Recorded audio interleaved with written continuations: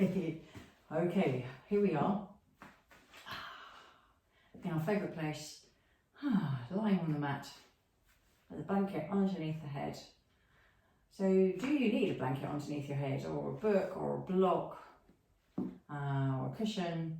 So if you practice lying on your back with your knees bent, if you tend to get neck pain when you're doing exercises like core exercises or anything like that, maybe you're overworking your neck muscles for your abdominal muscles, which can happen. So if you tend to be in this position and you tend to drift, so your chin tends to drift that way, and you end up looking at the wall behind you, it shortens your neck.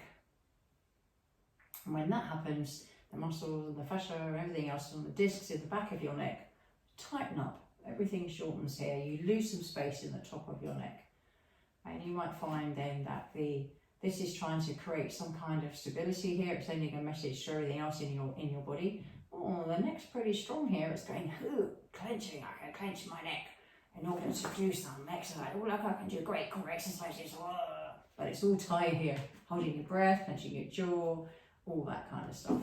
So if you keep your chin down towards your throat without going, so you're not giving yourself triple chins, your chin down towards your throat. And if you do put something behind your head, it will help keep the neck long. So 7 bones in your neck. Imagine that they've all got little lights in them, little light bulb, fairy lights down your neck, and they're beaming down towards the floor. Not beaming up, but beaming down. Looking down towards the floor. Can you allow every single light to look towards the mat? So if you're like that, you'll notice that the lights that are at the top of your neck will have gone out. They can't see because they're just all bunched up. So can you keep the neck long? So not at the front of the neck, the back of the neck. Can you keep the back of the neck long? So sometimes when I say, can you keep your neck long? Everybody goes like that. Yeah, my neck's long. It's like, no, not this bit. That bit. Can you keep the back of your neck long? So it can help if you put your fingers either side of your neck. Slide your fingers from the base of the neck going up the top of the neck. You'll notice where your skull is, where that begins, and just gently keep the fingers sliding up. And as you do that, it starts to drop your chin down towards your chest. Yeah? So you're just dropping the front of the face down, and you'll find that your neck will stay long, long, long. So you have to be aware of this when you're doing your exercises. So let's start with finding neutral pelvis. So your back isn't arched and it's not flat, but you're in the middle. So if your navel had water in it, it would be level. Yes, it's not tilting towards you or tilting away from you, or anything else you want to put in your navel. Champagne, gin, coffee, tea, whatever. And if you pick up one foot, what happens to your head? Does it stay there? Put that down. Can you pick up the other foot? Does it stay in that position? Put it down, pick it up, put it down. I'm alternating the feet, checking where are your eyes looking. So as soon as you start to look behind you, you know that your head's gone AWOL and your brain's going into your neck to find some stability. So we'll challenge it a little bit more by seeing if it can hold the weight of both legs. Can it hold the weight of both legs? Can you start to tap? Usually when the foot's going down, the head tends to go, ooh. Can you do that without your neck taking over? So you're not finding tightness or trying to stabilize up here with your shoulders, your jaw, your neck. Neck stays long. And with all the little lights looking down to the floor. And then bring the feet and the legs together. Can you lengthen the legs away and come back in?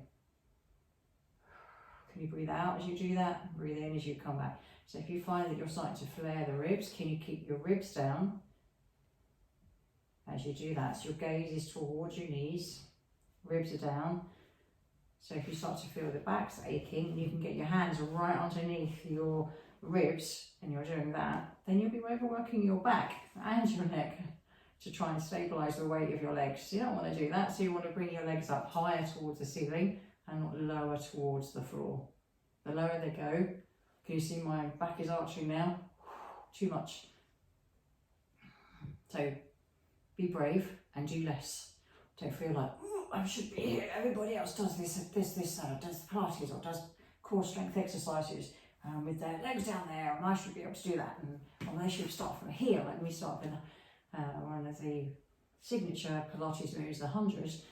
If you've seen Joseph Pilates in his book, he starts from here, inches off the floor. And you see a lot of people teaching it like that, or trying to strive, I must do the 100 like this. And they're scrunching their eyes up and they're clenching their jaw and their head starts to drift and they're going like that. Really? So do a little bit less. Bring it back to being aware of your spine. Can you have your shoulder blades equal? Can you notice your ribs? Can you keep the chest down? Can you keep your chin tucked? Yeah, so the back of your head is down. So you want a long neck. So when you lift the head, your chin stays down and your rib stays down. So if you're going into a stronger position, you're not back there.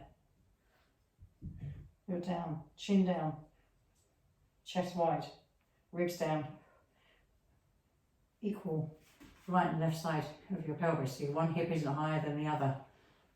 You're not hiking and you're not squeezing your pelvic floor. And you're not holding your breath. So your breath flows with the movement. So there's just some of my bugbears of when I see people trying to do, I must work harder. So bring it back a little bit until you can notice what it should feel like or where you want to be, in order to allow your brain time to correct itself, to notice where it's compensating, where there's too much effort. So you can actually notice that, so next time you practice it, you can reduce the effort. Okay, so reducing the effort, so doing less, having less effort. Where can you do less in order for your strength to come through, so your brain can actually notice where the connection feels that it should be coming from. Hope that makes sense. If not, send me a message and we can have a chat about it. Happy practicing, but safe practicing.